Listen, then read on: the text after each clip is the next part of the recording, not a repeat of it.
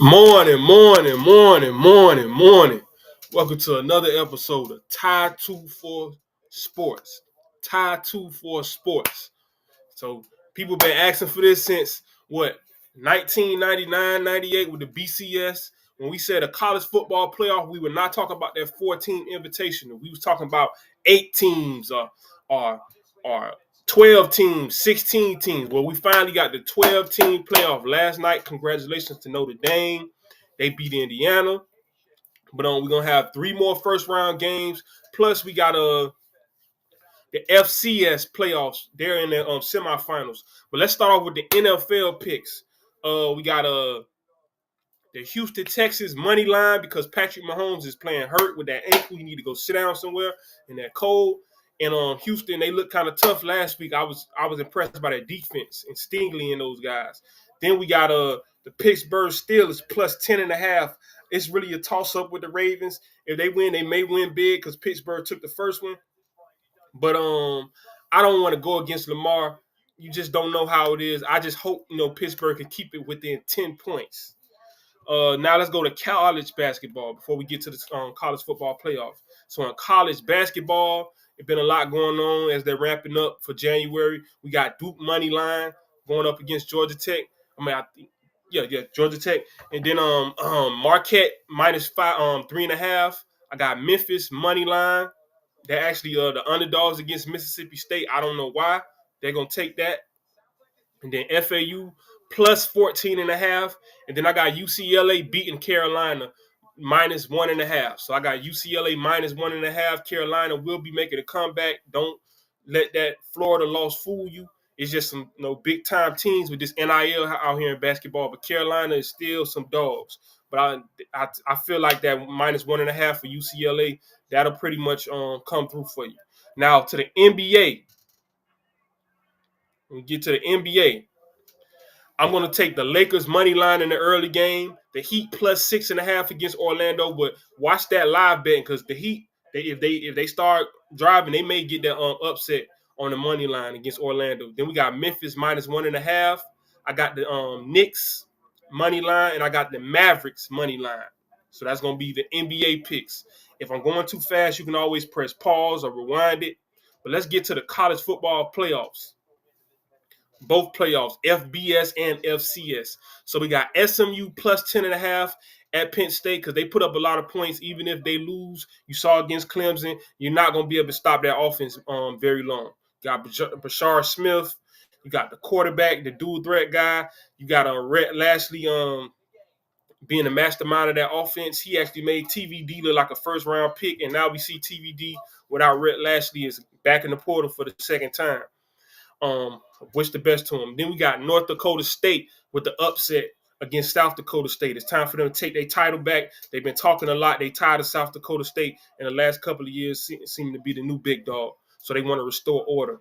Now, Montana State -2.5. I don't know if you guys know your FCS history, but when I was a kid, Montana State and then Appalachian State were the big schools. Then the North Dakotas and the South Dakota States came along. Down, we got Memphis. We got Clemson plus 14.5. The line is actually 13.5. I don't even think it'll be that close, but I'm maybe Vegas knows something. I like Clemson to win this game or at least keep it within a touchdown. Like Texas is not like that to me. Texas are bullies. They beat up on teams that are not as talented. They don't beat up on bad teams. They play good teams. They in the SEC, but whenever they play equally talented or near talented teams, Stark should have the coaching advantage, but I don't think he trusts Quinn Ewers like that.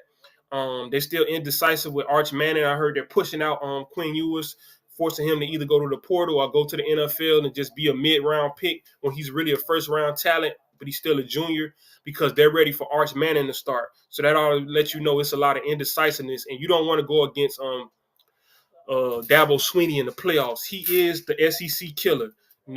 You can ask LSU, you can ask Auburn, you can ask Georgia. I mean, even though not this year, but even you never know, it might be a second round rematch, a third round rematch. Clemson is dangerous, man. Clemson is dangerous. Then we got Tennessee plus 10.5 against Ohio State. I'm just not sure about Tennessee in the cold, but that defense is stout. Two of the best defensive ends in the country. Ohio State, they do well blocking, but I don't know if they're going to be able to hold that D-line of Um, Tennessee went through that same SEC, that the crying on Ole Miss, Alabama, South Carolina, and they only had 2 losses, baby. They were able to, still win against Florida, or they probably wouldn't be in the playoff. But Tennessee has shown up. They gave Georgia a nice fight. Uh, they beat Alabama. So Tennessee is definitely a formidable opponent. I don't know why they leaning so much towards Ohio State, but they actually going for a touchdown. It's a -7 game, but I'm going plus 10.5. So now let's look at the Instagram. You're probably wondering who's this big guy with the Alabama uniform. So this is Jaheim Otis, #1 defender in the transfer portal, picks Colorado. Coach Prime. Everybody's like, it's over with. There's no Shador. It's no Travis Hunter. Well, first of all, they still got BYU in the Holiday Bowl. That's going to be a big bowl, prime time next week. But also, because they're going for the 10-win season and a Heisman Trophy winner. But also, they got the #1 defensive player in the transfer portal, which is probably going to be another first-round pick next year because he's going to play for the legendary Warren Sapp. So shout out to Jaheim Otis. Great decision, young man. Also, see, this is another reason why I'm kind of leaning towards Clemson. Look at Texas. This is playoff week, and they're doing a tour of their facility inside the Longhorn state-of-art football facility. So you see they got – and we got this at Ole Miss. You got this all over the SEC, but it's just, it's playoff time. Y'all need to be focused. Nobody care about your indoor golfing simulator. I had that at the apartment I stayed at in college. You didn't even have to go to campus for that. Everybody has nice things, but who's focused, baby? You got to go back to the Gwent Cherry Park or the Liberty City Park or Brooklyn or South Side, Houston, wherever you came from. Like that's why I like how Dion and Snoop Dogg, when they train their kids, or Carmelo Anthony, that's the difference between his son Cayenne and Bronny James. They took their kids back to the ghetto. It wasn't about them being thugs. It's just when you fighting in competition, you got to have that like hungry like mentality. Even if you don't come from that, you got to bring it out of you. You know what I mean? And when you got too much luxury and you being distracted, this is why the Dallas Cowboys lose. This is why the Dolphins lose all the time, because they distracted by the bright lights and the luxury. No, you got to get dirty. You got to get gritty, baby. You got to get like how Penn State is up there in that snow with SMU. So that's why I don't really like it. I don't really like it. I want to see what the fans are saying. He say, has he picked up golf clubs before? Probably not. Just on Instagram stunting. And I'm not attacking him. It's more the leadership of the program. I know they probably practicing hard, work hard, play hard, because Clemson got a nice facility too. But you see Clemson, they showing trophies, baby. They showing them trophies. They because that's what they looking for, Trevor Lawrence, D Hop, they about winning them championships. They not just about, showing up. It says there's like 11 teams that shouldn't be in the playoff this year. Well, it's a 12-team playoff, so how 11 shouldn't be there? I think you guys just talking. One time in the playoff, they said TCU didn't belong, and they blew Michigan out, and Ohio State blew out. Michigan blew out Ohio State. That gave Georgia a run for their money. So it's really about matchups. Like, you guys don't watch NFL. I could tell you just a college football fan because the game ain't played on paper. You have to go out there and win. But now we got it says there's no place like Notre Dame. This is why I came here. Riley Leonard, after the Irish won the first college football playoff game in South Bend. So as I said, Notre Dame, and that's a lot of people dream school. A lot of people saw the movie Rudy. That's a great first playoff game. I like how that they did it at Notre Dame. That's a great background and backdrop. For a first college football 12-team playoff game and first home game site. That's dope. Let's see what the fans are saying about that. So we go to the comment section. It says, no BS. I see them beating Georgia. Yeah, well, Georgia's quarterback Carson Beck is hurt, and I'm glad you said you taking my pick, because for next week, they already set to play Georgia. Georgia kind of shaky, baby. Georgia kind of shaky this year. It says, to be real, if you follow Notre Dame throughout the season, this team looked absolutely dominant for every game outside of the one awful loss. I agree. They've been blowing people out, and they beat an SEC team in Texas A&M that was in it to the end of the year. So you can't say, oh, they can't play the SEC. This is not the same Notre Dame. Not being racial, but they got a young black coach that actually played. Marcus Freeman, he played at Ohio State. He does not fear the SEC or the Big Ten. But let's continue on. It says, even when playing against ranked teams, exactly, they beat a lot of ranked teams. They're the reason why Army and Navy got knocked off. Those were undefeated teams. They knocked off a lot of people. USC, I know some people are up and down with USC, but USC is talented. Ask Penn State that barely made it out of there. Ask Michigan. Only people that really smashed USC was on Texas. Even though I feel like Texas is kind of shaky. It says this team has it in them to go all the way for sure. Now that I don't agree with, but I do agree with they may upset Georgia. It says bro went from the whole fan base wanting him to get benched to winning a home playoff game. That's why you can't listen to these fans because they're fickle. You got to have mental toughness, and I think that's what Bill Belichick gonna bring to Carolina, that mental toughness. It says 1898 was the last time that Notre Dame lost to Indiana at home. Well, they don't play Indiana that often, even though they're from the same state. This isn't even a rivalry. Notre Dame plays Purdue. Notre Dame plays Michigan, Michigan State. They don't even play Ohio State. Notre Dame really like funny style about their schedule. So all I'm seeing is a bunch of Notre Dame stuff. Notre Dame stuff. Okay, now Jeremiah Love, running back from Notre Dame. You don't like this run.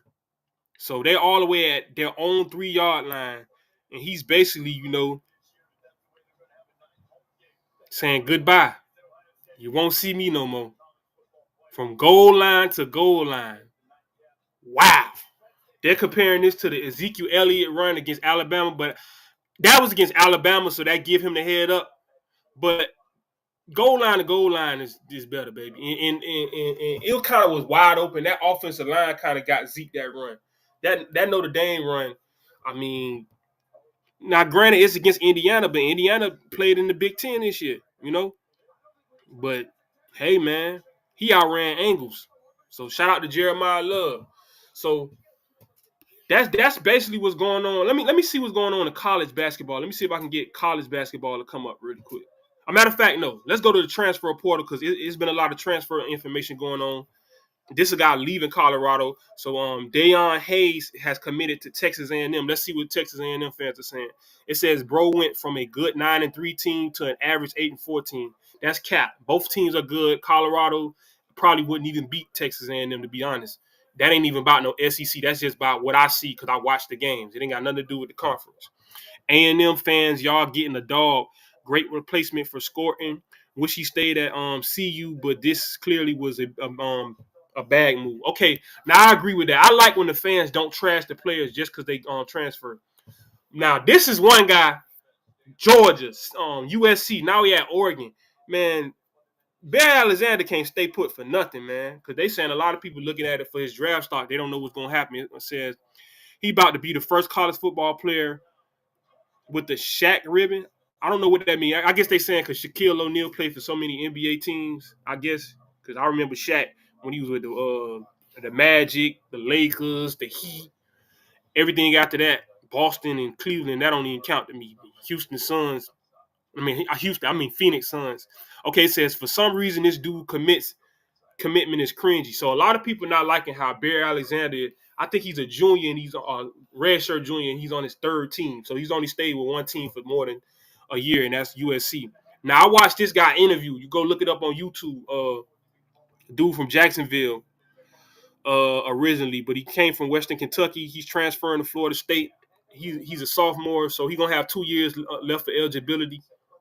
6'4", 280 pounds, had 59 tackles and only 2.5 sacks. So I guess they feel like they can coach him up. But is Deontay McCray out of Jacksonville committing to Florida State. Let's see what Florida State's saying. I was told no one want to come play for a team that went 2-10. Then it says 2-10 looking real nice. It says Seminoles coming back. So I guess the Florida State fans feel like they coming back. Okay, then we got Jaleel. I don't know how you say his name. Janelle F. I'm not gonna say it. Farak. I don't know how you say that. Like an Arabic name. I don't know. Farak. I don't know. Jaleel Farak. I guess he coming from Oklahoma and he's going to Maryland. He says they ran from the SEC. What a joke. Left out of OU for this. Yikes. I mean, Maryland a pretty decent program the last couple of years. That's what Tua Tagovailoa's little brother showed out. Now we got Andrew Jones. He's a menace. He been showing up crazy at Grambling State. Shout out to Grambling. They were the original HBCU that was running things, them and FAMU, and then Jackson State popped up. Jackson State won the bowl game last week. But Andrew Jones, from Grambling. He committed to South Carolina. Then he flipped to Ole Miss. So shout out to my Rebels. He's 6'2", 225, straight muscle. You see it. He had 122 tackles, 3 sacks, 20 tackles for loss, and a forced fumble. So he got SEC schools fighting over him because for his 1 year of eligibility left because he's a junior. So he was the SWAC defensive player of the year, and he was a SWAC All-American. So what are they saying in the comment section? Okay, how did he flip after transferring? Sellout. Lane ain't BSing. Ole Miss once again be overhyped going into next year just to go 9-3. 9-3 ain't nothing to scoff at, baby, especially in the SEC. But hey, we could be 10-3 with a bowl win. Then we got some more breaking news. Deontay Dowdle, he committed to Kentucky. He transferred from Nebraska. It says, UK cooking.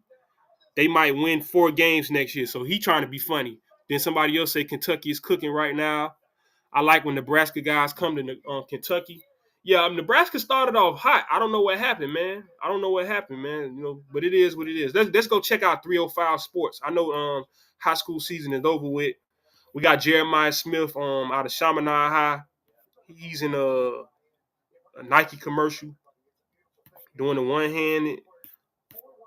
Let me see if we can. Hold on, I gotta let it play through because they was playing Jamar Chase. I was trying to skip straight to his part. So with this NIL, they even got high school. I mean, not high school, but college guys. Getting in big time Gatorade and Nike commercials. So that's a big bag, baby. And he representing for 305. I think he originally from Opelika, Carol City, but he went to school in Broward. So South Florida. He one of them Miami Garden Ravens. It says, "Still glazing this man. I see, huh? Happy for youngin. These boys want to win ships or at least play for them. Get an NIL bag and play on Sunday. Plenty of places to go outside of 305 to do that. Congrats to the young king. Ohio State was a good move for him." So that sounds like some Miami Hurricane fans that's salty. They still mad that he didn't go to the Hurricanes. But maybe they'll get Nick Lanier. You know, he a Miami Northwestern Bull. I think he class at 27 or 26. Yeah, he class at 27. So you're gonna have to wait 2 years for this dude. But he was showing out for Coach Teddy Bridgewater. Only a sophomore. He's gonna be a junior next year, and he already shining in the state championship game, man. He's showing out, man. You're doing it when you only a sophomore and you get to wear that number 2 for the West, and they're going deep. You scoring 2 touchdowns in a state championship game against the undefeated Jacksonville Reigns. So he definitely shining for them Bulls. Then this is the big thing. They asked all of the Broward and all the Dade players because they having the Dade and Broward game on Sunday. I wish they was televised or something. So they asked Dalvin Cook from Central. That's now in the NFL. These are all NFL players that's coming from Dade and Broward. So all these people saying that South Florida football, shut up, man. This is 2 counties. This would be like LA County and Orange County. Or this would be like the 5 boroughs of New York and then New Jersey right next to them, like Newark or something. Our greater area, greater Miami. And that ain't even including Palm Beach. It's full of NFL players. So this Miami Central, Dalvin Cook, they asked him, who gonna win the Dade and Broward game? He said, Dade County, you know what it is. Then they go to Elijah Moore from Ole Miss. He a Broward dude. They asked him, he say Broward. Then they asked Brian Burns. He say Broward. He went to Florida State. Now he playing for the Giants. Then they asked Jordan Battle, dude from St. Thomas. He say Broward with ease. Okay. Then they asked DJ Ivy from the U, playing for the Bengals. He say Dade. Then they asked Zach Moss. He actually went to Hollandale, but he Santana Moss, them people, he from Carol City. He say Dade for sure. So he represent because a lot of them dudes go to school in Broward. They are not from Broward. They be from Carol City. Anyway, then we got Yasir Abdul, another Carol City chief. He say Dade all day. You must be foolish if you think so. If you don't think so. Well, I was taught don't call nobody a fool. I think that's in the Bible, but do your thing, Brody. All right, then we got another Broward representative. He played for the Dolphins. Y'all know him. Robbie Chosen. He say Broward for sure. He from the hood of Broward, though. I think he from Plantation. I ain't gonna get into all of that, you know what I'm saying? But he a little wild Broward dude. Then you got Sony Michelle. He went to Georgia. He saying Broward. You got Deion Bush. He representing for Dade all day. Deion Bush come from a big football family. One of his people played in the arena. He got a lot of people played ball out of his family. Then you got Nesta Severa, a Broward dude. He's saying Broward. You got I don't know who this is. And that's what I'm saying. That's just like Iowa State. They got a 1,000-yard receiver from Miami I ain't never heard of. You got so many Miami dudes in the league and in college football, you maybe never heard of them. Mike White, Miami Dolphins, Broward. Brian McFadden, Broward. So it's going down. And then the coaches for the game, you're gonna have honorary coaches. For Dave, we got Central, Wesley Bassint, Ruben Bain, we got Booker T and Andre Borregales, and then we got Sean Taylor, little brother from Gulliver. He about to go to the league now from out of Rice, Gabe Taylor. That's what I'm saying. Nobody even heard of Gabe Taylor. That man went off in college. Then you got for Broward, you got OJ Frederick out of Deerfield and out of St. Thomas. You got Mark Fletcher. I don't think Mark Fletcher from Broward though. I don't know what that's about. I guess because wherever you went to high school from, I could have swore Mark Fletcher was from Dade. You got CJ Bailey. I think CJ from Dade too, if I'm not mistaken. Then you got Jacoby George. Now he a real plantation, Broward dude. You know what I mean? But let's look in the comment section, see what they saying. They saying them U boys for to be recruiting.